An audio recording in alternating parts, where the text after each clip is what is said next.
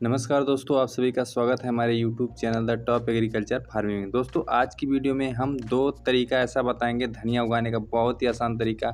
गर्मी, बरसात और सर्दी। सर्दी के मौसम में तो आसानी से उग जाता धनिया, लेकिन गर्मी और बरसात में उगा पाना काफ़ी मुश्किल होता है। बहुत ही ज़बरदस्त तरीका मैं बताने वाला हूँ आज आप लोगों को।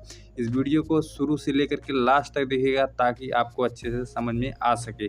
तो वीडियो में बने रहिएगा। वीडियो अगर पसंद आएगी तो वीडियो को लाइक कीजिए। सबसे बड़ी गलती आप लोग ये करते हैं कि वीडियो को पूरा देखते नहीं हैं। जब तक आप वीडियो पूरा देखेंगे नहीं तब तक आप समझ नहीं पाएंगे कि किस तरह से हमको धनिया उगाना चाहिए, किस तरह से धनिया की खेती करना चाहिए। सारी चीज़ें आपको पता होगी तभी आप धनिया की खेती अच्छी से कर पाएंगे। धनिया की बुआई दो तरीके से की जाती है, एक अगेती और एक पिछेती है। अगेती और पिछेती ही धनिया की खेती काफ़ी अच्छा पैसा देती है। आपका जो मध्यम में होता है सभी किसानों के पास होता है।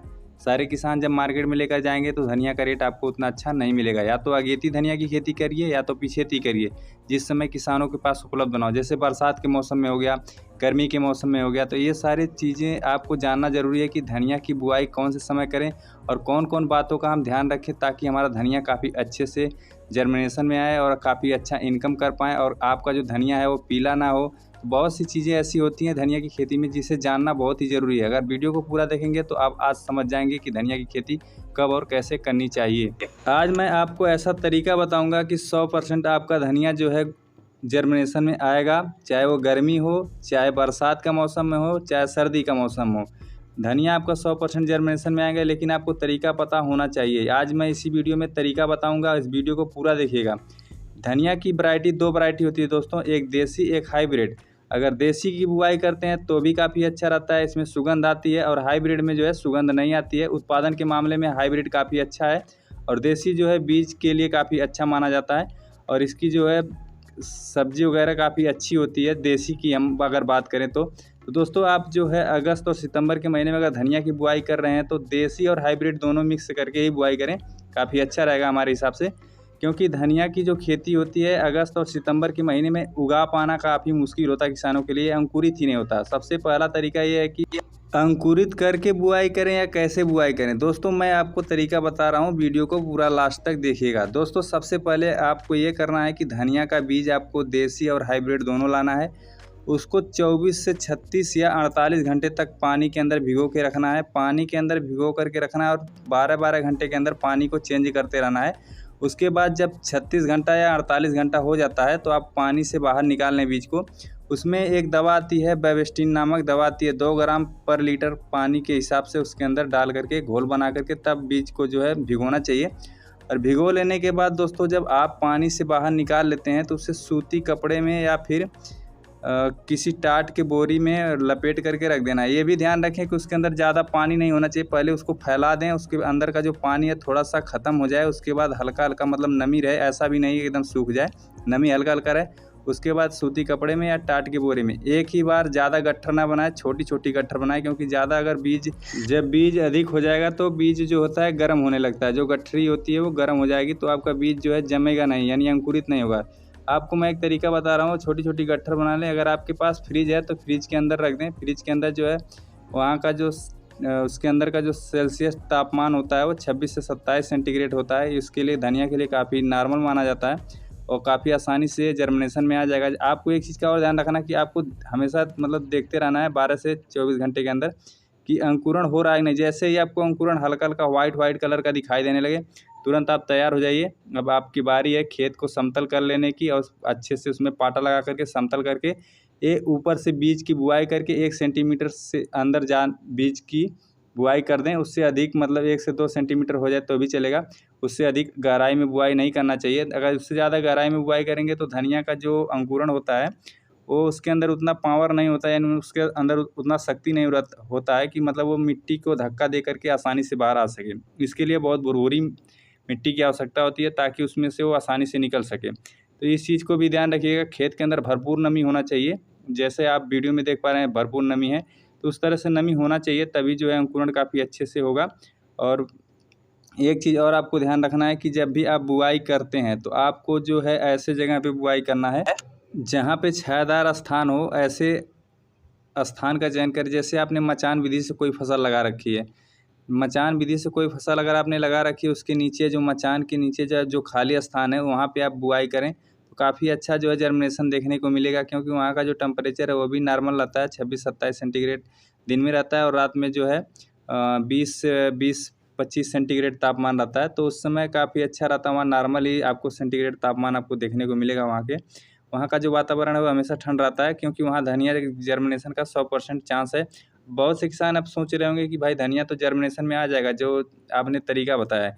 लेकिन क्या होता है कि जब धनिया धाद में होती है, छाँव में होती है, तो धनिया जो है मरने लगता है। तो उसके लिए आपको करना क्या है कि आप जो मचान लगा रखे हैं, मचान में जो भी आपने फसल लगा रखा है, तो उसको आप कटाई कर दें, ताकि ऊपर से जो धूप है वो अंदर तक आए और काफ़ी अच्छे से जो है धनिया को पूरी धूप मिले और धनिया का जो विकास है वो काफ़ी अच्छा हो। और धीरे धीरे अगर अगस्त सितंबर में हमने बुआई किया है तो अक्टूबर और नवंबर के महीना जो है धीरे धीरे ठंड आने शुरू हो जाता है, और ठंड की वजह से वो आपका धनिया ऑटोमेटिक जो है ग्रो करने लगेगा, काफ़ी अच्छे से चलने लगेगा। और अगर आपने 1 महीना या 15 दिन पहले अगर अगेती कर लिया धनिया की खेती, तो उस समय आपको काफ़ी अच्छा रेट मिल जाता है, 100 से 150-200 रुपये किलो के हिसाब से रेट मिल जाता है मार्केट में। तो आपकी काफ़ी अच्छी कमाई हो जाती है उसी बीच, अगर आपने उस तरीके से अगर खेती कर लिया जो मैं तरीका आपको बताया हूँ इस तरीके से, तो आप काफ़ी अच्छा इनकम कर पाएंगे।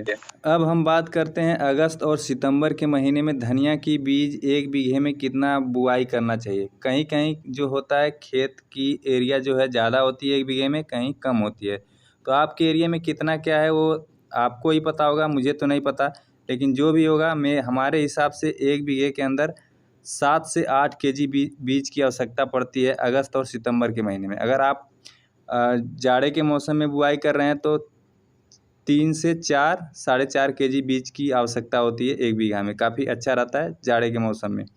तो अगर आप बरसात के मौसम में कर रहे हैं, गर्मी के मौसम में कर रहे हैं, तो आपको धनिया का बीज अधिक डाल करके ही बुआई करना चाहिए, ताकि जर्मिनेशन में शिकायत ना देखने को मिले। क्योंकि शिकायत हो जाती है कि धनिया बहुत दूर दूर तक जो है नहीं दिखाई देता है, यानी कि जमाव काफ़ी अच्छा नहीं रहता है, तो किसानों को जो है नुकसान हो जाता है किसानों का। तो आपको ये ध्यान रखना है कि धनिया का बीज जितना अधिक होगा, अगर जमाव में कमी आएगी तो भी आपका जो धनिया का बीज है वो अगर अधिक रहेगा तो कवर कर लेगा, क्योंकि जो खेत है वो ज़्यादा डिस्टेंट नहीं रहेगा उसके अंदर, और धनिया काफ़ी पास पास रहेगा पौधा जो है उसका।